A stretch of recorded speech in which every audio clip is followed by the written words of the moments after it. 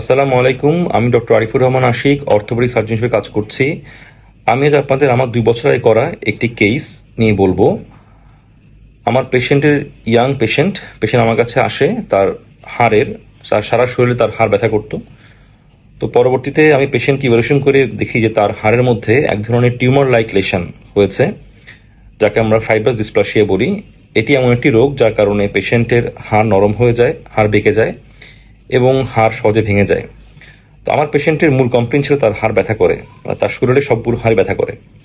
তো পরবর্তীতে আমি তাকে আরো ইভ্যালুয়েশন করি এবং তার শরীরের অন্যান্য হাড়ের এক্সরে করার পর দেখি এবং বোন স্ক্যান করি, দেখি যে তার এই রোগটি শুধুমাত্র একটি হাড়ে নেই, তার শরীরের অনেক হাড়ে এই রোগটি আছে। এটি সাধারণত ফাইব্রাস ডিসপ্লাসিয়া মোনোস্ট্যাটিক মানে একটি হাড়ে হয়, তবে এই কেসটি পলিওস্ট্যাটিক ফাইব্রাস ডিসপ্লাসিয়া, যা রেয়ার। তো পরবর্তীতে পেশেন্টকে আমি দেখি যে পেশেন্টের মিরর স্কোর মানে একটি স্কোর যেখানে দেখা যায় তার পেশেন্টের হাড় ভেঙে যাওয়ার সম্ভাবনা খুব বেশি যে কোনো সময়, যার কারণে আমি পেশেন্টের হাড়টি একটি রড দিয়ে ফিক্স করি, যাকে আমরা বলি প্রোফাইলেটিক ফিক্সেশন, যাতে পেশেন্টের হাড় ভেঙে না যায়।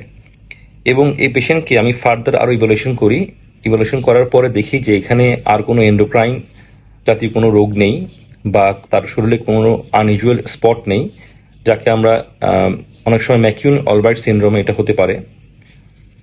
এবং পেশেন্টকে অপারেশন করার পরে আমি আদার্স ডিসিপ্লিনের হেল্প নেই এবং পেশেন্টকে এক ধরনের মেডিসিন দেওয়া হয় তার হাড় শক্ত করার জন্য, এবং পেশেন্ট মেডিসিনটি এখনও নিচ্ছে।